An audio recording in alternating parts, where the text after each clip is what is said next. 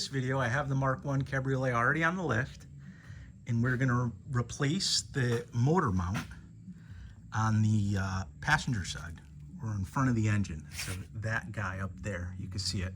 And a really good way to view it is from behind the engine here. And there it is, directly above. Okay, so the first step, you just can't really see it that well, but we're gonna replace or remove the bolt here that goes through the mount and basically supports the engine. So I'm gonna use a jack stand to support the engine, and I'm gonna remove that, which I believe is a 17 millimeter. So I actually have a good view of it. So that's the motor mount coming off the frame horn there. And there's a big 17 millimeter bolt that goes through the rubber mount and takes the load of the engine. So we're going to take stand.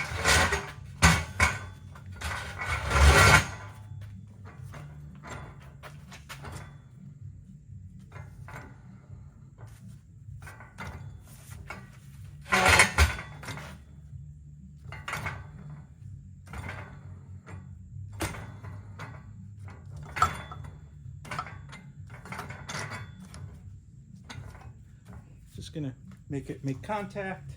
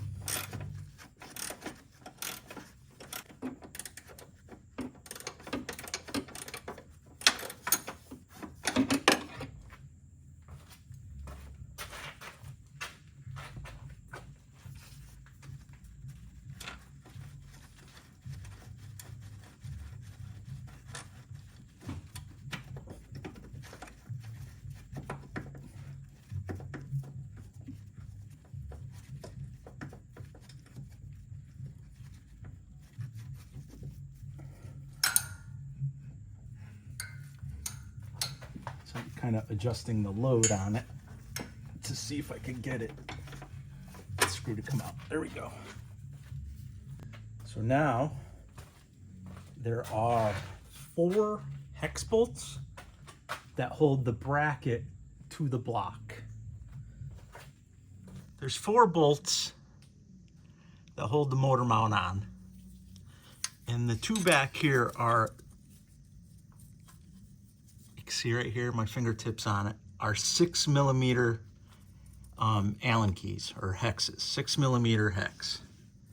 Yeah, give you a better look. So there it is.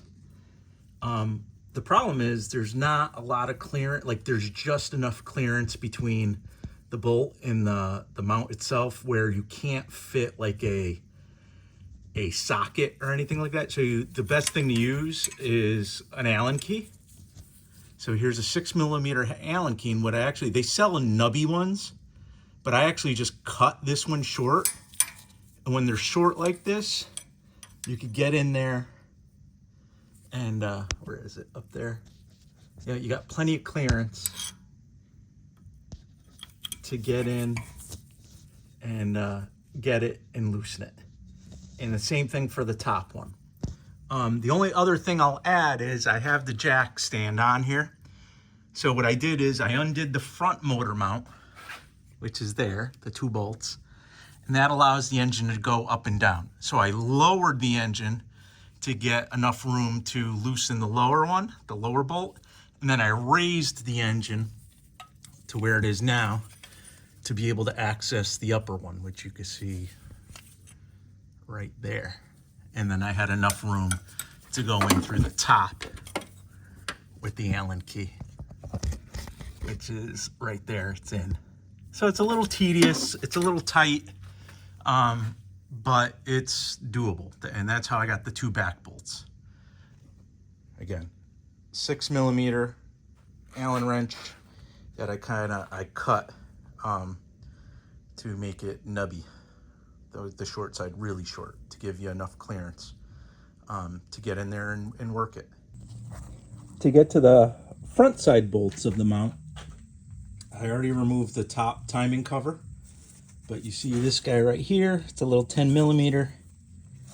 We're gonna undo him, and the other one is under this cover, so we have to remove the lower cover here. So I'm gonna undo that 10mm. So the 4th bolt on my car is actually not a hex, it's the 13mm that you can see right there. So I am going to undo that again from the top side, have the engine supported, and then I'm guessing I have to remove this backing plate because the bracket, as you can see here, looks like that. I'm working on the 2 bolts that go in those 2 holes, and this whole piece of that whole section of the bracket is behind that plate here. So I may do the idler pulley and the timing belt while I'm in here. So it's a good time to do all that since you're taking those covers off and things. But I'm just going to quickly do those bolts and I should have a loose motor mount. So I was able to slide the mount out, the whole bracket. I did not actually have to remove the plate, the inner part of the timing cover. This slid right out from under it, and I slid this out from the bottom of the car. So basically right where it was, you can see where it was, and I was able to kind of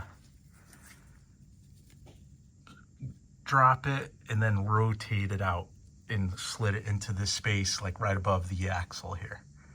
So here's the mount that came out of the car, and you can see it is destroyed. You can see, I mean, obviously this piece snapped right here, and then up above you can see that all separated. There's a nice healthy crack there too. So really, I think this is the only spot right here that is still attached. That's all disconnected. So just that. And you can see where it's sitting, right? The weight of the engine goes through this. So it's all the way in the top of the mount. So at this point, if you did not have a replacement bracket and you just bought the mounts, you would take this to a garage that had a press and you'd press this out, or you would do it on like a bench vise, on a vise, and find like a big socket or something that sits on the inner lip here. So this is the inner lip. This is the bottom lip. You can see it's folded in there. I don't know why. Oh, it's beat to hell actually. So you would press that out and then press in your replacement. I already had a spare, so I took my new mount and pressed it in. So check this out. When you compare them, look at that. So you can see that this was the same shape, or this was the same shape as this. It split here and then went from it sagging so much. Basically, this went all the way up here, and then ripped here, here, and here. And the only piece that's still attached is right here. So here's the replacement. So now I'm going to basically do the same exact thing. I'm going to just do the reverse. I'm going to get this up in there like this, rotate it into place, and I have to slide this leg here behind that plate, that cover, and then I'm just gonna tighten the bolt holes, tighten the bolts, the 4 bolts, and lower it into, or at this point it would be raise the engine into place. And I cleaned up that whole like arm there. The one last thing is when I removed it, it came, where are they? The rest of this rag. There's these isolators. So these go one here and then one on this side. We'll go here. And this is really off center, right? Like when you look at it. But again, when the weight of the engine goes, this is gonna center. This is gonna go up and be centered on the circle. So this is how this would go back into place, just like this, which is what I'm gonna do now. So you can see, I just kind of stuck it in here and started rotating the plate in. And you can see I almost have it in place. That bolt hole there has to be a little higher. So what I'll do is I'll play with the jacking of the engine and just play with it to try to just get it into place.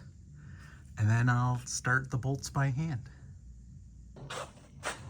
Got the 4 bolts in. I jacked up the motor one more time to line up the main bolt, which I just put in. So there it is. That's tightened up. So now I'm gonna take the pressure off the engine.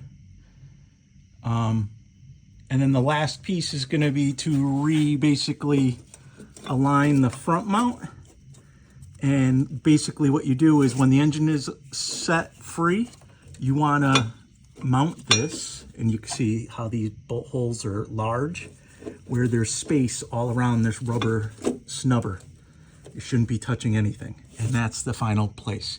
And then I'll lower the car and make sure the shifter is good. I could get into all the gears and everything. And then I'll start it and see if the vibration's gone. So the passenger side mount is in. Tightened up the 17 from below. So yeah, this was definitely the hardest one to do. And it was really just tedious. The 4 bolts, so the 2 on the front under the timing cover, the lower timing cover, aren't bad to get to, especially if you take the cover off. So if you're doing your timing belt, this would be a great time to do it because you can take all the accessories off, do your accessory belts, do your timing belt, and with all the lower accessories, the mount is much easier to get to. I was able to do it without removing the accessories or the belt. So those 2 bolts are okay to get to from the top. The 2 in the rear, I got to them from the bottom, and I did the lower one by lowering the engine, and I got the upper one by raising the engine and clearing the mount to get access to it. So having plan on doing work from the top, plan on doing work from the bottom, plan on raising and lowering the engine with a jack to get it to make space for yourself. That Allen key, that 6mm Allen key that I cut was a lifesaver, that I made like a little nubby end on it. That was definitely, I definitely recommend that. But other than that, it was, not that bad to do. Like I said, just tedious, because honestly, I was only able to get like a 1/4 turn at a time on those bolts. But going in was fairly easy. And then tightened everything up. I adjusted the front mount and verified that the shift linkage is all good, which it is. So that wraps up this mount. And we're getting back with the Cabriolet here.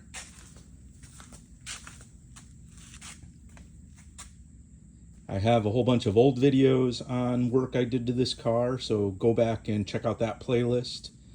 Otherwise, like this video and subscribe to the channel.